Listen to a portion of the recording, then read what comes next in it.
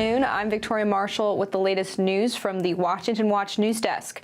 On Monday, the United Nations Security Council passed a resolution drafted by the U.S. which calls for an immediate ceasefire and release of hostages in the Israel-Hamas war. Colleagues, after 8 months of devastation and pain and trauma, what is needed now more than ever is for the fighting to end in a sustainable way. The United States and every single country in this chamber want to see an immediate ceasefire with the release of hostages. We've heard those calls time and time again since October 7th. Now the opportunity is here. We must seize it. The resolution rejects any attempt at demographic or territorial change in the Gaza Strip and remains committed to a two-state solution between Israel and Palestine. After the vote, Hamas released a statement saying it welcomes what was included in and confirmed by the Security Council resolution regarding a permanent ceasefire in Gaza. U.S. Secretary of State Antony Blinken spoke to reporters earlier today, saying it was up to Hamas to move forward with the ceasefire. It is on Hamas to move forward with this proposal or not. And it's very clear what, as I said, virtually the entire international community wants to see, and of course what so many families want to see. And it's also what the people of Gaza so desperately need. The ceasefire resolution comes after Israel successfully rescued 4 of its hostages from Gaza on Saturday. And in domestic news, President Joe Biden's son, Hunter Biden, has been found guilty of 3 felony counts for lying on a federal firearms application in 2018, making him the first child of a sitting president to be convicted of a crime. Hunter Biden was accused of illegally purchasing and possessing a firearm in October 2018 while using a narcotic, but stating otherwise on a federal form. He faces up to 25 years in prison with the 3 charges, but is unlikely to receive the maximum sentence as a first-time offender. The gun trial is one of 2 federal indictments Hunter Biden is facing before the November presidential election. The other trial revolves around tax charges in Los Angeles. President Biden has said he will not pardon his son. And in other domestic news, newly released footage from January 6 shows former House Speaker Nancy Pelosi claiming responsibility for the lack of police at the U.S. Capitol. We have responsibility, Terry. We did not have any accountability for what was going on there, and we should have. This is ridiculous. You're going to ask me in the middle of the thing when they've already breached the inaugural stuff should we call the Capitol Police? I mean, the National Guard? Why weren't the National Guard there to begin with? They thought that they had sufficient resources. That is not a question of how they had. They don't know. They clearly didn't know, and I take responsibility for not having them just prepare for more. HBO provided this footage to congressional investigators on the House Oversight Committee. It was taken on January 6 while Pelosi was leaving the Capitol. According to a 2022 Senate report, the FBI and Department of Homeland Security had intelligence suggesting impending violence at the Capitol, but failed to issue a threat assessment or intelligence bulletin warning law enforcement entities. And finally, a majority of jobs added under Biden have gone to foreign-born workers. According to a new report by the Center for Immigration Studies, 3/4 of employment growth since 2019 went to immigrants, illegal or otherwise. Immigrant employment is up 3.2 million since 2019, whereas U.S.-born employment is up only 971,000.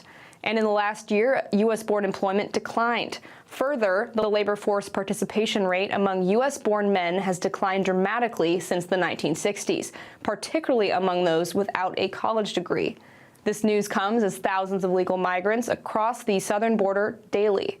And those are today's headlines. I'm Victoria Marshall. Up next is Washington Watch with Tony Perkins. We'll see you tomorrow with more news.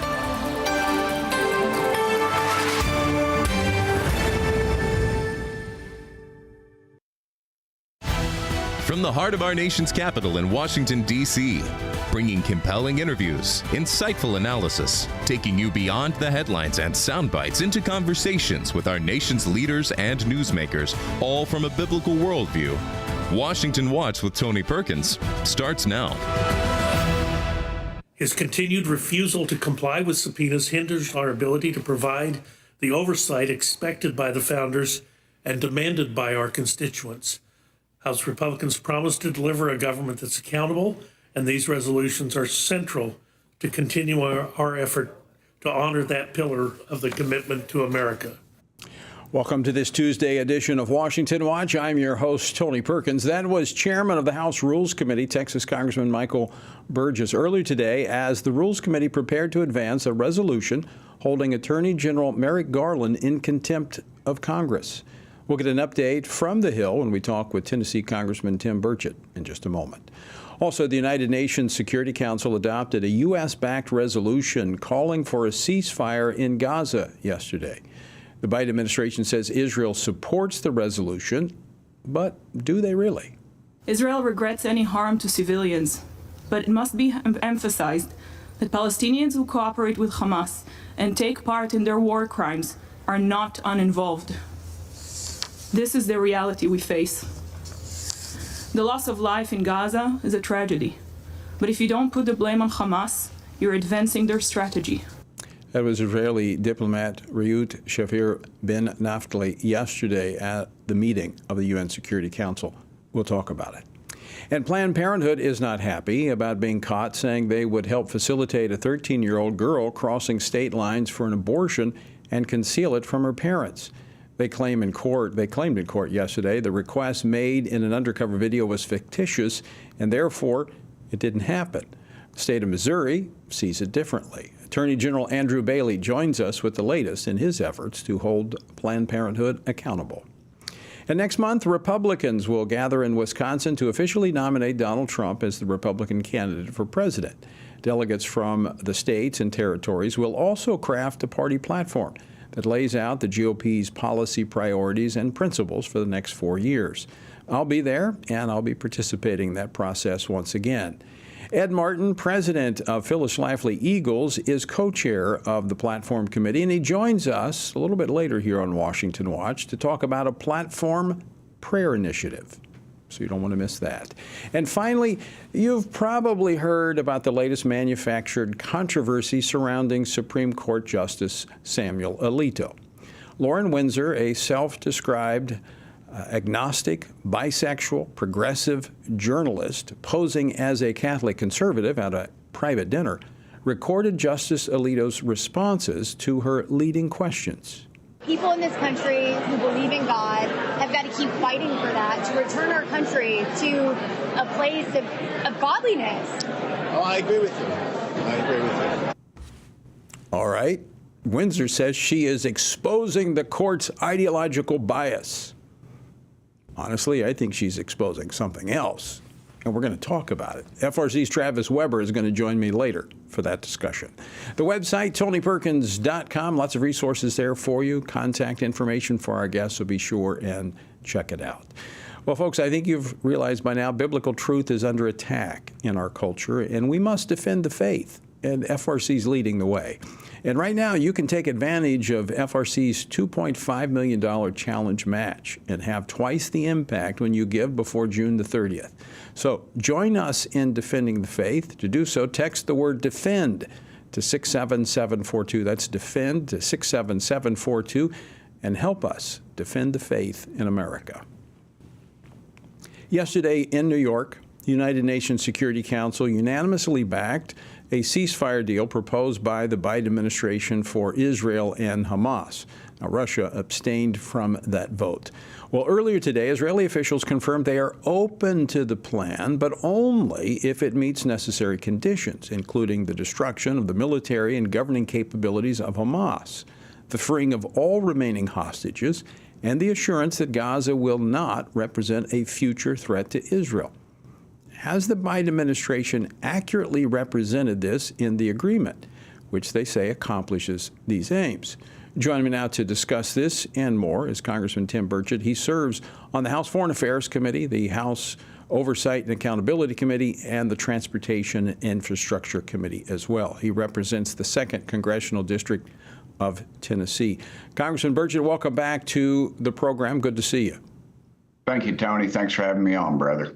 So you serve on the House Foreign Affairs Committee. What do we know about the UN Security Council and it aligning with Israeli priorities?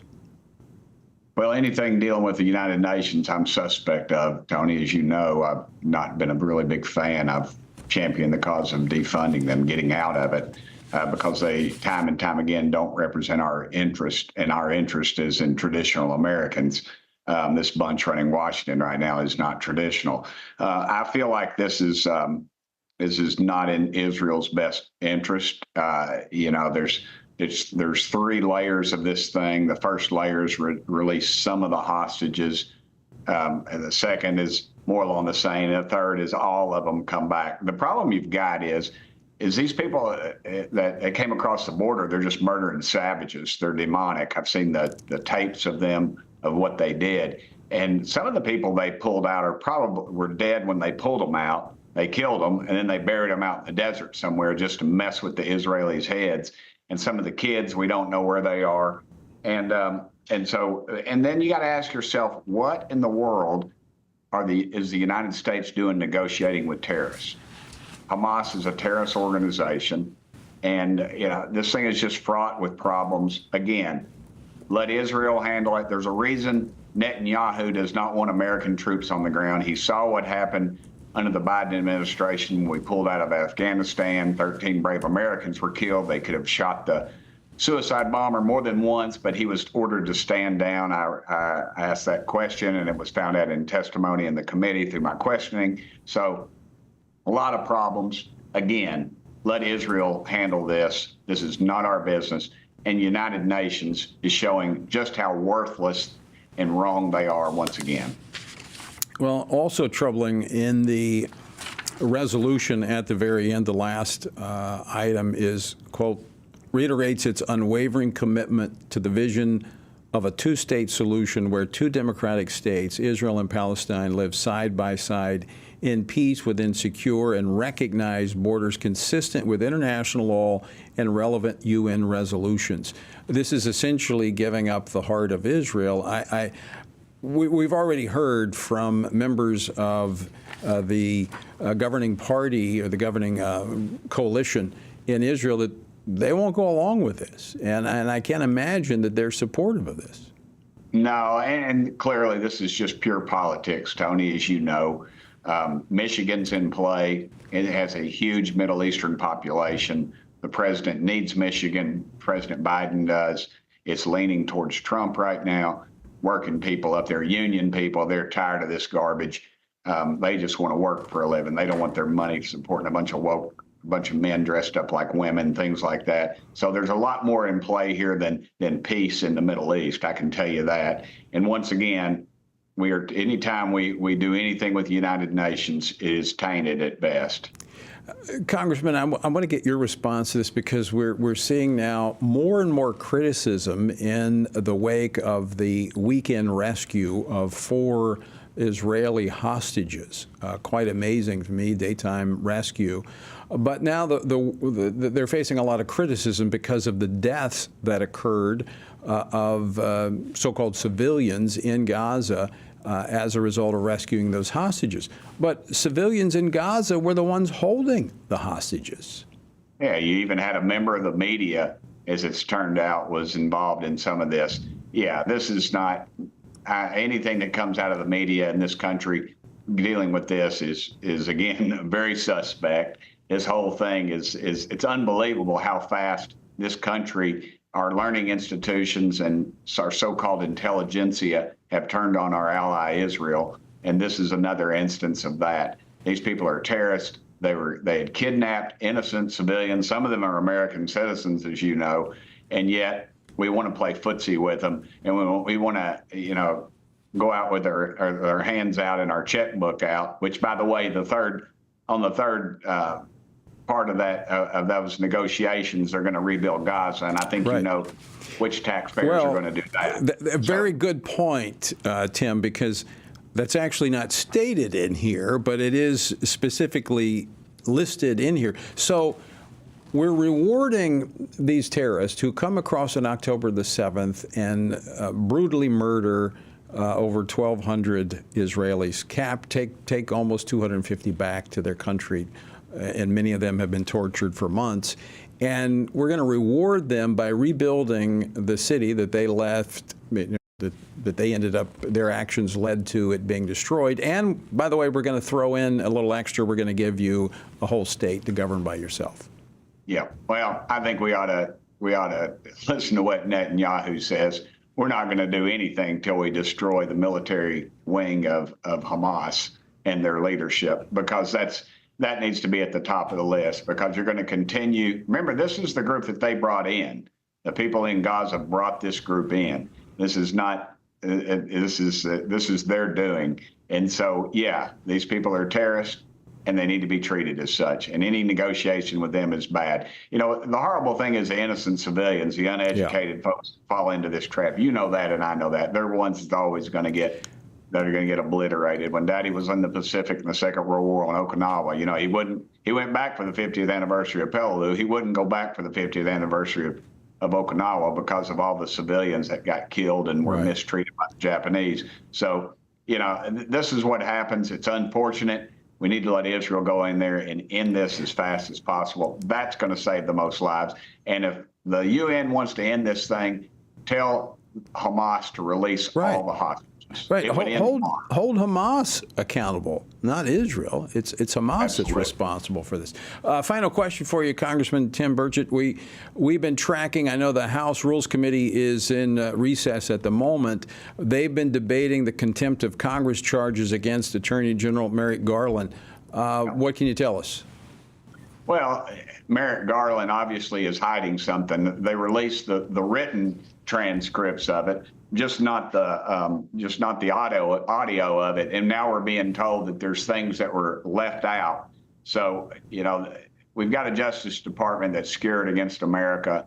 They are weaponized, and this is the tip of that spear. And I think we need to get to the bottom of it. Let's get them in there. Let's get them under oath.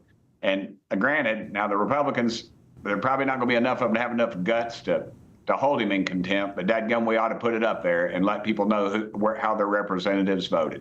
So that vote, if it clears Rules Committee this evening, will be on the House floor tomorrow, supposedly. Do you think the votes will be there?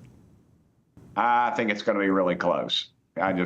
I just don't have a lot of faith in some of my colleagues, and that's unfortunate. But I'm hoping that I'm one of those guys that optimistically swings for the fence every time. So I'm hoping that it does. I'm praying that. Well, we're going to be watching very, very closely. Congressman Tim Burchett, always great to see you. Thanks so much for joining us today, my friend. Thank you, Tony. And please ask folks to vote and to pray for your country. Absolutely. Pray, vote, stand. That's always a good encouragement. Hey, Tim's one of the good guys on the Hill. All right. Last year, Planned Parenthood employees in Missouri were caught on video explaining how they transport minors out of state for abortions without parents' permission and knowledge. Now, Missouri Attorney General Andrew Bailey is going to join me after the break with an update on his lawsuit against Planned Parenthood that went to trial yesterday. All right? Also, much more Washington Watch to come, so you don't want to miss any of it. All right? Stay tuned.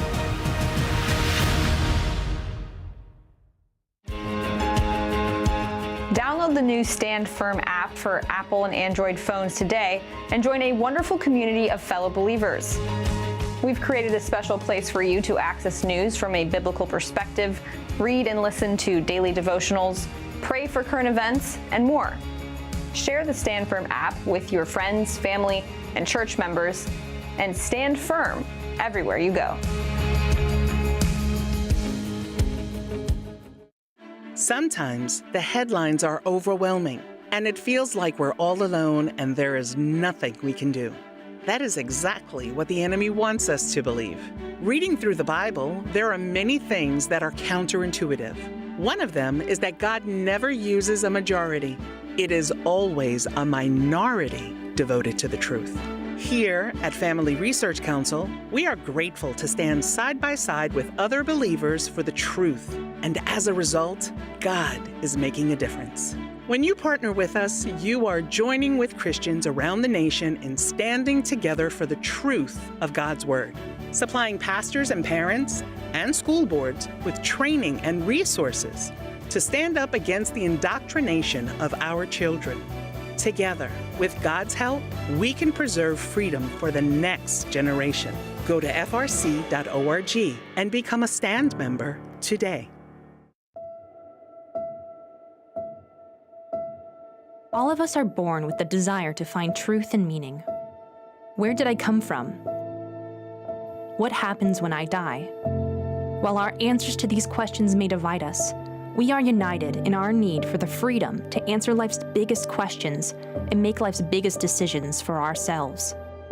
That's why religious freedom matters for everyone. Religious freedom matters because the powerful have long wanted to control those who are less powerful. Religious freedom matters because the freedom of those who are different is often threatened by those who believe different is dangerous.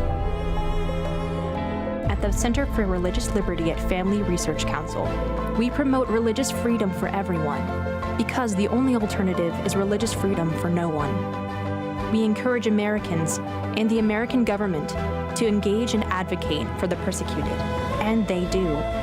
We work every day to bring good news to the afflicted, to proclaim liberty to captives and freedom to prisoners.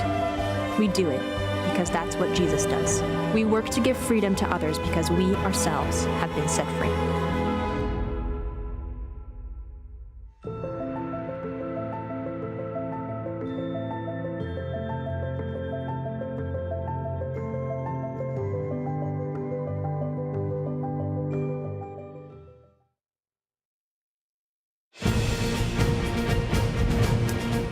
Welcome back to Washington Watch. Good to have you with us. Help us defend the faith here in America.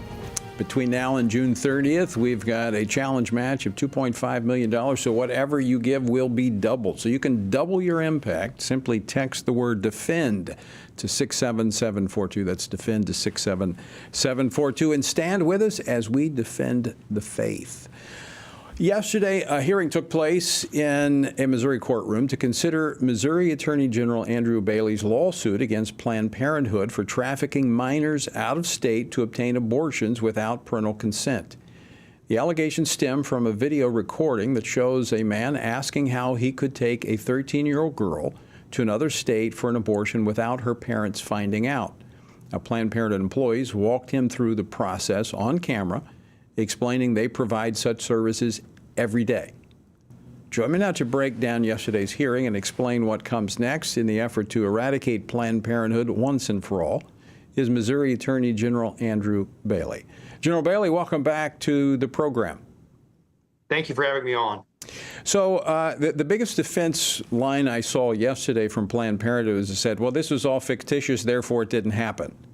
But that certainly was not the tone and tenor in the video. Agents of Planned Parenthood were bragging about committing this conspiracy to conceal criminal offenses, sexual assaults against minors, criminal offenses like altering writings by taking off letterhead to obtain consent under false pretenses or deny parents the ability to consent to trafficking in minors out of state for abortions. And so, there's a presumption in the law that people don't brag about crimes. Why would they do that? That's why there's an exception to the hearsay rule for statements against interest. And that's exactly what we see on the video. Agents of Planned Parenthood bragging about criminal offenses. That alone indicates that they've done it in the past and a willingness to do it in the future. Well, it also would sound like to me a conspiracy to commit a crime. That's exactly right. And what's really frightening here is that, again, you've got a purported 13-year-old who comes in. 13-year-olds can't consent to sexual contact in the state of Missouri. So this was a sexual assault committed against a minor, criminal offense. And the clinic was a mandatory reporter. They had a duty under the law to notify law enforcement so they could investigate this crime. And if you look at the reaction of the agents of Planned Parenthood in the video, not only are they willing to conspire to conceal that offense, they don't fulfill their affirmative obligation to report this offense under the law. They laugh and joke about it and brag about how they do this every day. Let's unpack that for just a moment, General Bailey. So this was brought to their attention, whether or not they didn't know if it was real or not. They thought it was real. But if someone came in trying to facilitate an abortion for a 13-year-old, you're right, that triggers the law. Would they not then be required even to follow up, even if they don't have names? That's exactly right. And look, this is no different than when you've got law enforcement agents online posing as minors to determine whether or not there are sexual predators that are perpetrating against minors. This is no different. It doesn't matter that in this instance, the individual was not actually a 13-year-old who was pregnant. What matters is that these individuals admitted to past criminal behavior and evinced a willingness to commit crimes in the future. So Planned Parenthood asked the judge to dismiss your lawsuit yesterday, saying that there was no evidence that we broke the law. What happens next? Well, the judge took the case under advisement and will issue a ruling in the coming days or weeks, but we're confident in this lawsuit moving forward. Again, the video speaks for itself. That is evidence of the organization's willingness to violate the laws of the state of Missouri, to do so willfully and knowingly. And it shouldn't surprise anyone. Look, Planned Parenthood has a documented history of willful violations of the health and safety laws, the parental notification laws, the record retention laws of the state of Missouri. My predecessor, Josh Hawley, exposed the fact that Planned Parenthood was using a moldy abortion machine on women. We're not talking about a machine that sat in the corner and they forgot to clean. We're talking about a machine they were actively using in the destruction of human life. My predecessor, Eric Schmidt, revealed through his investigation and lawsuit against Planned Parenthood that the organization's physicians were not providing the proper notification to the patients about the risky nature of the procedures they were performing and not retaining documents required by law. So anyone who thinks that Planned Parenthood is a legitimate healthcare organization is deceiving themselves. They've demonstrated a commitment to the destruction of human life over the health and safety of women and children. Of course, they're now transitioning as well into transgender manipulation of children, because that seems to be where the money is now.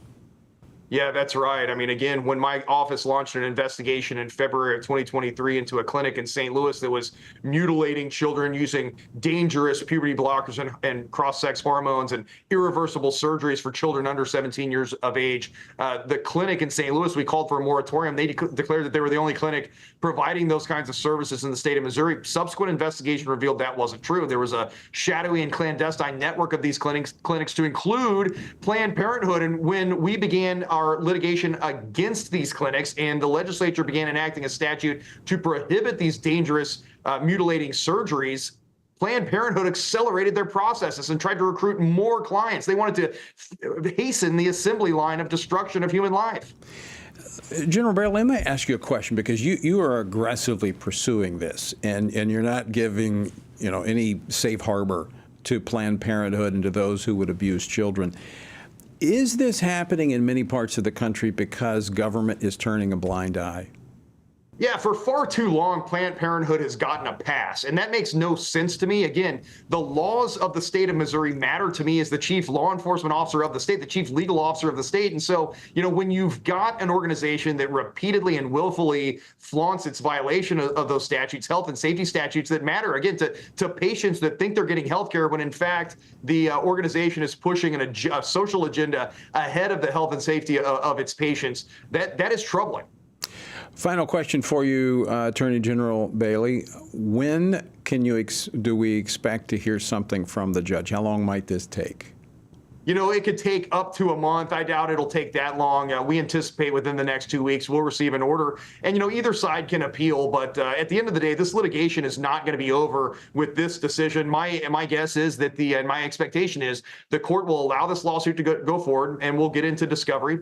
And we will root out these pernicious efforts by Planned Parenthood to undermine the laws that are designed to protect the health and safety of women and children.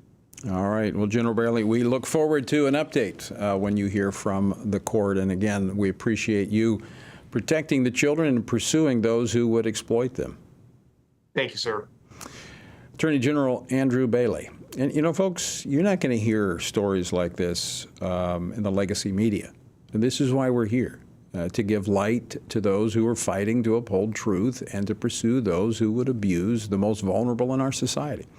There's good reason to have the Stand Firm app because, as I said, the media is not going to cover this, and increasingly we're seeing an effort to silence the voices of those on the right, conservative voices. So download the Stand Firm app. All right, don't go away. We're coming back with more Washington Watch after this. Everything we do begins as an idea. Before there can be acts of courage, there must be the belief that some things are worth sacrificing for. Before there can be marriage, there's the idea that man should not be alone. Before there was freedom, there was the idea that individuals are created equal. It's true that all ideas have consequences, but we're less aware that all consequences are the fruit of ideas. Before there was murder, there was hate. Before there was a Holocaust, there was the belief by some people that other people are undesirable. Our beliefs determine our behavior, and our beliefs about life's biggest questions determine our worldview. Where did I come from? Who decides what is right and wrong? What happens when I die? Our answers to these questions explain why people see the world so differently. Debates about abortion are really disagreements about where life gets its value. Debates over sexuality and gender and marriage are really disagreements about whether the rules are made by us or for us. What we think of as political debates are often much more than that. They're disagreements about the purpose of our lives and the source of truth. As Christians, our goal must be to think biblically about everything. Our goal is to help you see beyond red and blue, left and right, to see the battle of ideas at the root of it all. Our goal is to equip Christians with a biblical worldview and help them advance and defend the faith in their families, communities, and the public square. Cultural renewal doesn't begin with campaigns and elections. It begins with individuals turning from lies to truth. But that won't happen if people can't recognize a lie and don't believe truth exists. We want to help you see the spiritual war behind the political war, the truth claims behind the press release, and the forest from the trees.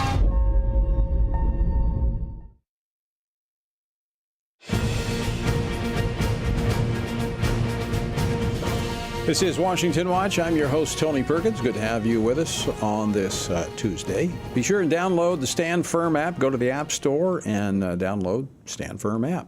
Lots of resources there for you, interactive. You can communities. You got different groups on there. It's interactive. You can also text APP to 67742, and we'll give you a link. All right, those of you who know the history of the Republican Party recognize that the GOP has long stood for life and human dignity in its party platform. And with this in mind, one organization, Phyllis Schlafly's Eagles, has called for 40 days of prayer for American renewal in preparation for the 2024 party platform. Now, the Republican Party will be gathering next month in Wisconsin. Now, this prayer period began on the anniversary of D-Day last week, and it'll last until the Republican National Convention on July the 15th. Joining me now to discuss this is Ed Martin. He is the president of Phyllis Schlafly Eagles and was recently appointed by the Republican National Committee as the deputy policy director of the Platform Committee. Ed, welcome back to Washington Watch. Good to see you. Good to see you, Tony, and thank you for, I was listening to you in the Stand Firm app. You know, so important right now for people to realize that they've got to stand up and be counted. And you and I talked about it offline. And also, thank you for pushing so hard and being so steadfast in that effort. Well, you, I would say you fill big shoes there at Phyllis Schlafly's Eagles, because Phyllis for years, but way before, even probably before I was born, she was working on the party platform, but I had the privilege of working alongside her for a number of conventions to make sure the party platform preserved life, family, all the things that you and I care about. And you're not only involved in the process, but you're calling Americans to pray through this process. Tell us why. Well, let me give you one shout out, Tony. In 2016, when we really ended up with one of the great platforms, Phyllis called it the greatest platform of her life, and you were one of the key players there, you and your team. And she saw that, she knew that, and it was extraordinary. And for Phyllis, as you mentioned, she started in 1952, going to every convention. But as you point out, we got a lot of work to do on a platform, but we better get on our knees and pray. And so what happened was, about a week ago, I was talking to a couple of folks about this upcoming platform and the convention and the importance of these issues. And they said, "What are you doing to pray?" And I said, "Well, you know, and so we came up with this idea, 40 days. It happened. We looked at the calendar and realized it coincided perfectly. And, you know, there's not a magic. We're not having a special call. We're not having a special gathering. We're not trying to we're saying during these days, intentionally go to the Word of God. God and in prayer, pray for our country. And, we're non-denominational in the sense we pray for Democrats too, even though I don't have much hope in them. But we need to pray for all of our leaders of both parties. And as you point out, what is at stake is not small potatoes. The Republican Party platform has protected life. It's protected the family. It's protected a vision of a strong nation that is good for its neighbors by its strength. And all that is up for grabs in a culture that's in many ways is collapsing. So we're going to start with prayer. We're going to go back to the founders. George Washington was a good prayer, but we're going to go back to the founder and try to keep ourselves in the Word and pray right through all of this time because we know, the Lord will answer our prayers. Well, and I commend you for that, Ed, because I agree with you 100%. Everything we do must start in prayer. That's why our motto is pray, vote, stand. We need to pray first. We need to vote for those who align with those values, and then we need to stand for truth no matter what. I want to ask you this question because some that are not as close to this process as you and I have been would say, it's a party platform. What difference does that make? Yeah, it's a great question. Even like John Boehner a few years ago said, I don't even read that document. And Bob Dole said, don't worry about that. But you and I know, first of all, in the beginning was the Word. Right? The Word was made flesh and dwelt among us. The Word. We know words are very important. And when you write it down in the platform, the Republican Party, this is our principles. This is hopefully what we govern with, but it's who we stand for. And I'll just give a quick example, Tony. In the last 15 or 20 years in Ireland, there's about 10 parties, and they went systematically through the left, and they took out the definition of marriage. They took out marriage between a man and a woman. And within about 10 years after they took it out of every party, they went along to pick. And then they had a vote. And the people of Ireland, like 85% voted for marriage between whoever you want it to be. These are like an exoskeletal system around our leaders, but they're also a defining sense of who we are, which is why, as you've said, we're never going to yield on life. We're never going to yield on the family. By the way, the family thing, we didn't have transgender. 8 years ago, the last platform, we didn't have the insanity of what they're doing in law. And there's some Republicans that need to buck up and understand we're not letting this happen to our girls and our families, and we're going to describe that. So for those people that say words don't matter and the platform doesn't matter, I would question, and no less an authority than Phyllis Schlafly in the last months of her life. She said, people may remember me for my fight against the ERA to protect the Constitution. She said the pro-life plank in the platform and what she fought for decades, she said that may be the most important thing I did, that I was involved in. And that's what Phyllis thought. It was absolutely critical as a part of moving our country to a place where we embrace the sanctity of human life. Of course, that work is far from done, but we're not going to surrender any ground that has been gained because we know historically that the parties follow these platforms 75 to 80% of the time. So they absolutely do matter. Ed Martin, I want to thank you for joining us today. And once again, thank you for bringing prayer into this. And we're going to challenge people to join us in that prayer. And if people, by the way, Tony, if people want to email me directly, ed@phyllisschlafly.com, we can send them the sort of package to pray. But no matter what, you don't need what we have. Go to your Bible, read it, and pray for all of us that are doing this work, and especially for the leaders in our country. Absolutely. Ed, good to see you. Thank you, Tony.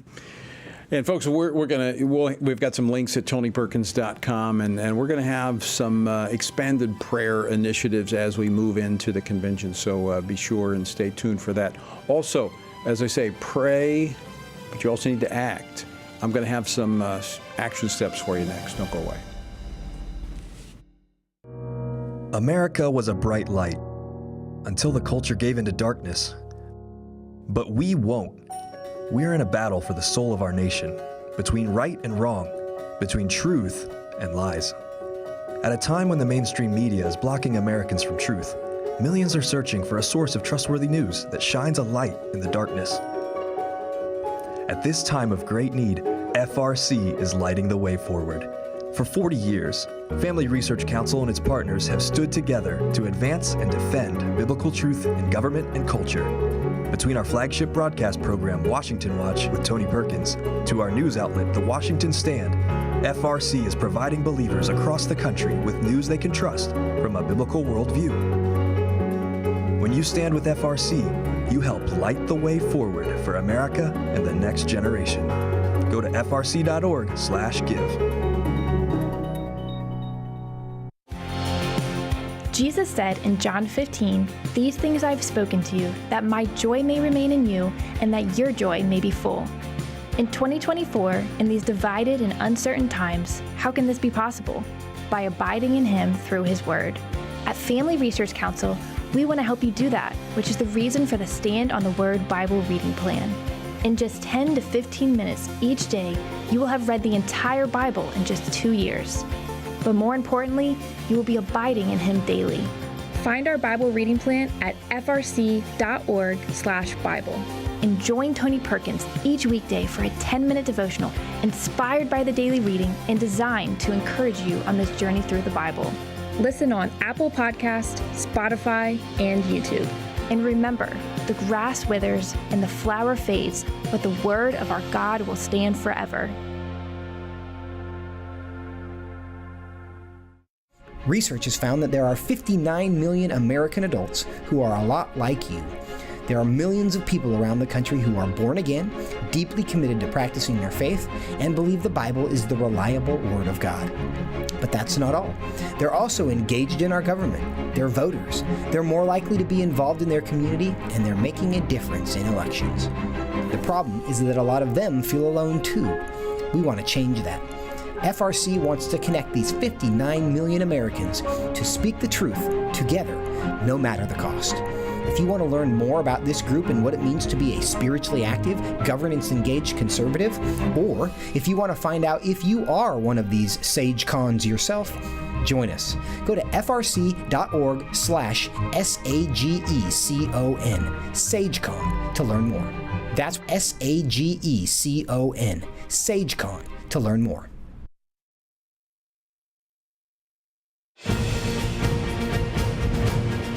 Welcome back to Washington Watch. All right, so pray, vote, and stand. We need to be praying. We need to vote. That means we need to stand with those. We need to vote for those who are aligned with those biblical truths and principles, and then we need to stand for that truth. So here is how you can vote. This is how you can take a stand. Tell State Republican Party Chairman to protect life in the 2024 GOP platform. Now, I'm going to have a lot more for you in the days ahead as we identify the 2 delegates from each state that will be on the platform. But in the meantime, I urge you to sign a petition to support to keep life in the party platform.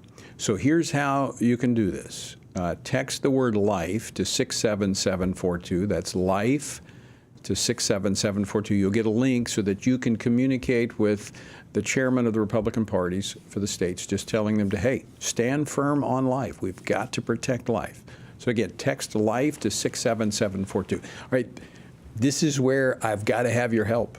I've got to have folks across this country standing with me, helping me, or we may lose the ground that we've gained over the last 40 decades on life and over the last 15 on the family. So again, text the word life to 67742 and be ready in the next couple of weeks to take a stand for what is true. Well, our word for today comes from 2 Samuel chapter 21.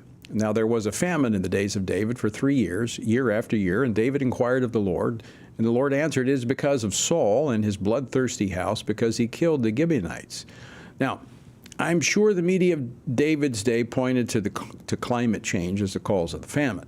The elites were probably calling for more green energy investments and offering carbon offsets for their camels and donkeys. Okay, a little sarcastic.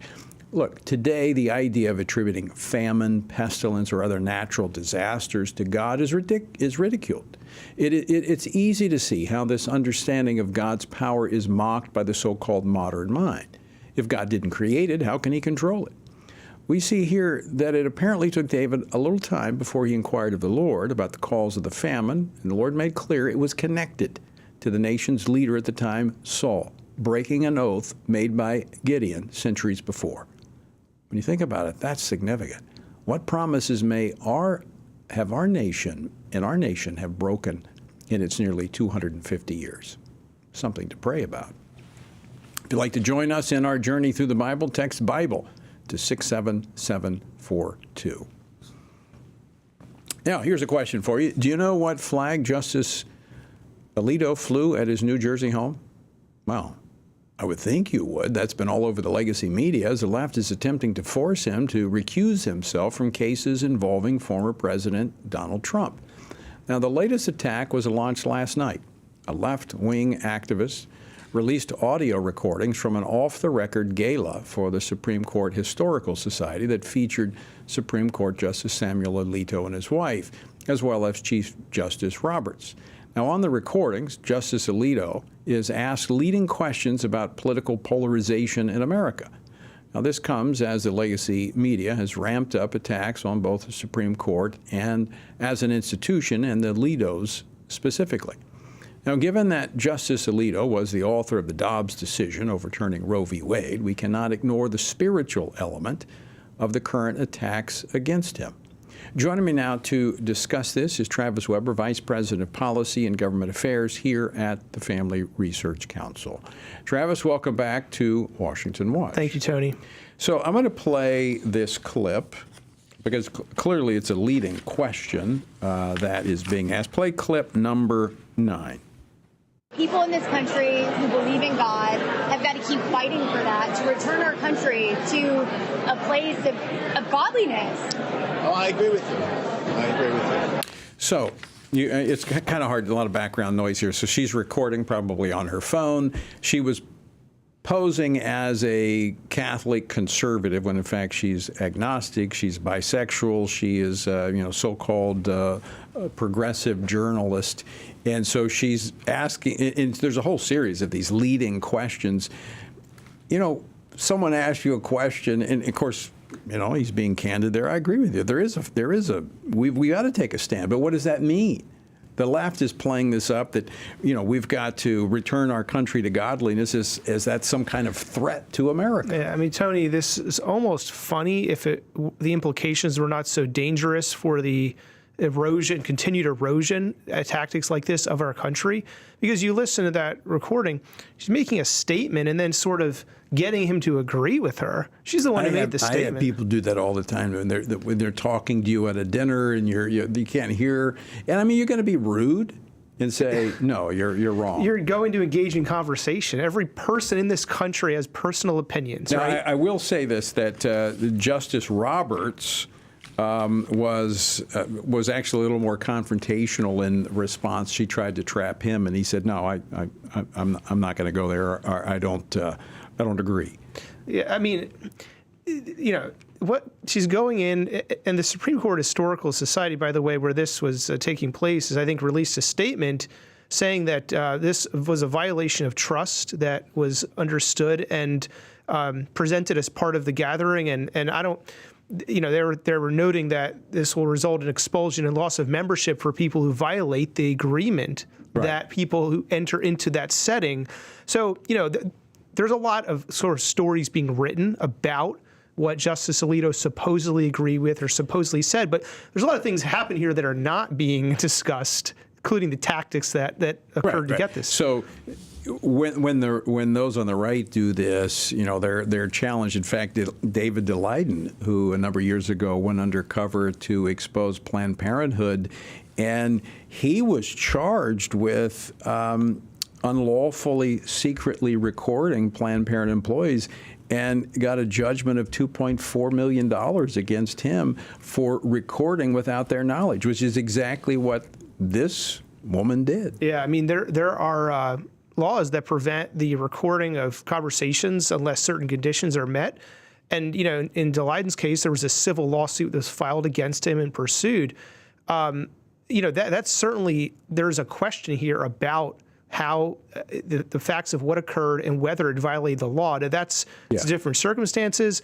Justice Alito is part of this, and the others at the Supreme Court Historical Society gathering. But that's a relevant part of what happened here, right? So I think for believers, it's important. We look at what happened, and then you see news stories. We need to pause and not just breeze through every series of titles we see, especially when they are all almost virtually the same thing, and it's almost like you're being told something happened and it's made out to be the whole story. That's also a sign that we need to look deeper. So a couple of things here that we need to unpack.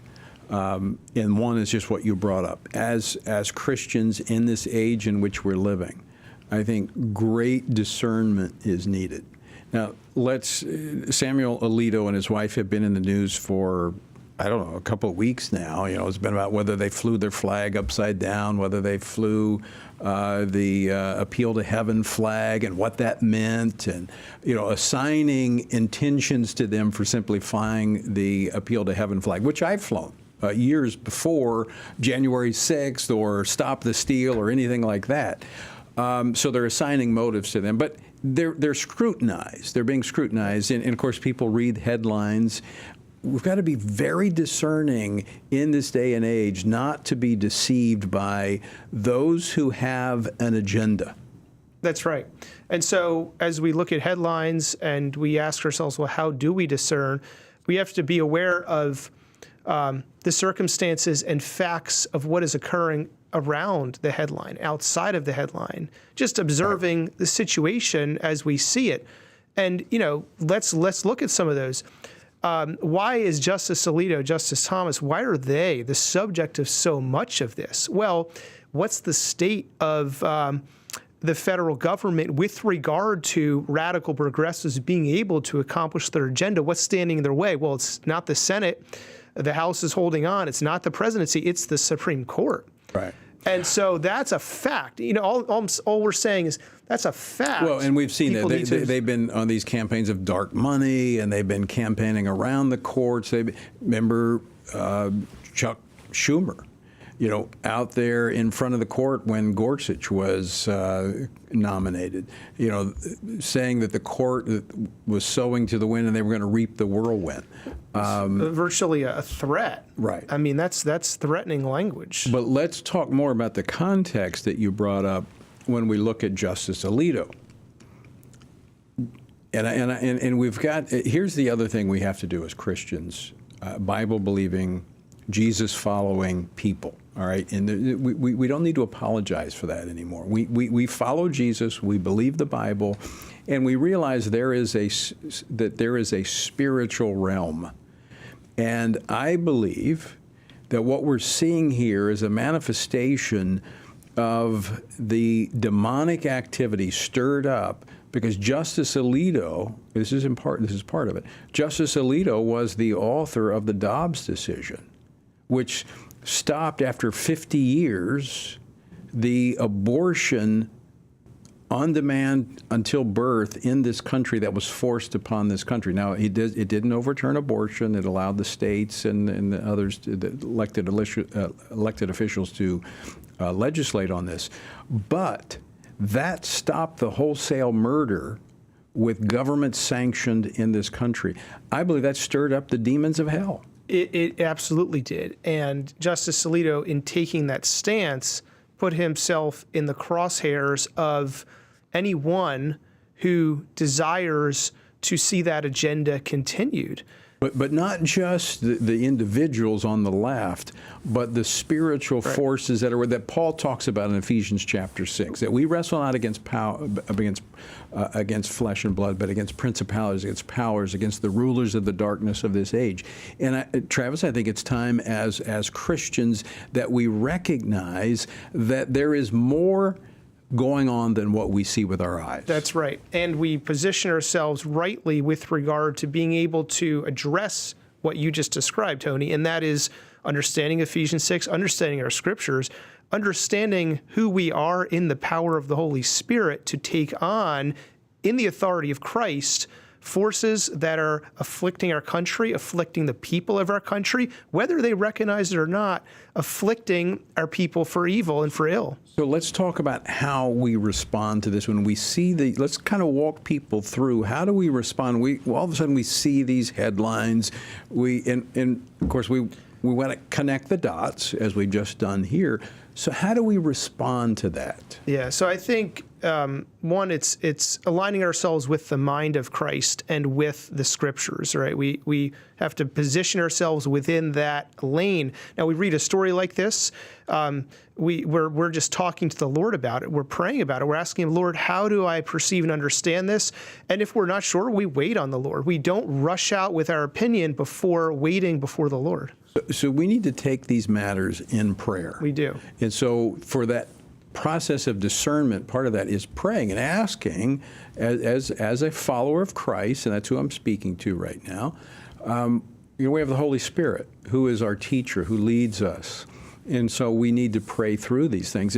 And by the way, that's a part of our app, the Stand Firm app, is that if you don't have the app, you can get the app, and even for news articles, it has a little button there where you push to pray, because we want you to pause. Be anxious for nothing, but by prayer with supplication and thanksgiving, let your requests be made known unto God.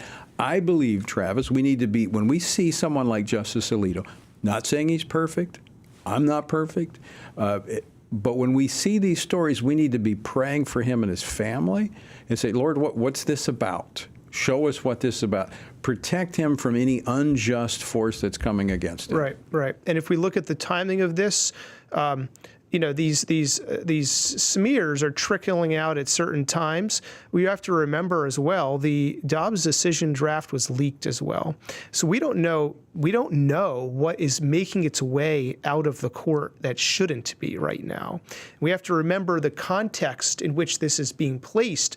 There are forces that do not want to see conservative and God-honoring policies and principles upheld. Well, and put it in that. Part of what's driving this latest round, stirring it up, is the fact that Donald Trump may have a case before the Supreme Court. Absolutely. And the timing of trying to delegitimize Justice Alito or anyone else who would have a hand in that, how can we avoid that conclusion when you look at what happened to President Trump up in New York? You have to understand these things are within a context of an effort, and it's not just happening in a vacuum. It's happening in the context of forces at work. Right. So we've got to see it holistically, both in the political, the physical realm that we see, but also as Christians understanding there is a spiritual realm. I mean, look, people can make fun of that, they can mock it, but if you're a Bible-believing Christian, Paul lays that out in Ephesians chapter 6. And so, the Justice Alito's not going to recuse himself, but by all this noise, all these allegations, it would be very difficult for the Chief Justice to turn to him to write an opinion. It certainly is it may affect that, and there's an effort certainly to affect that, right? So as God's people, Tony, we're talking about how do believers navigate these. We need to remember that we are God's representatives to minister the Lord Jesus Christ here on earth, knowing him, ministering him, living as Christ to those around us. It means standing for the things God stands for, praying for them, asking the Lord to intercede and work, and being Christ to those around us. Whether, look, they may write us off, but we're commanded by the Lord to minister his presence to those around us. We need to pray, we need to vote, we need to stand. We need to be salt and light in this moment that God has entrusted to us. Right. Travis Weber, always great to see you. Thanks so much for coming in the studio today. And folks, I want to thank you for joining us as well. It's always great to have you with us. Be sure and check out the website, TonyPerkins.com, and download the Stand Firm app. Until next time, I leave you with the encouraging words of the Apostle Paul found in Ephesians 6, where he says, when you've done everything you can do, when you've prayed, when you've prepared, and when you've taken your stand, by all means, keep standing.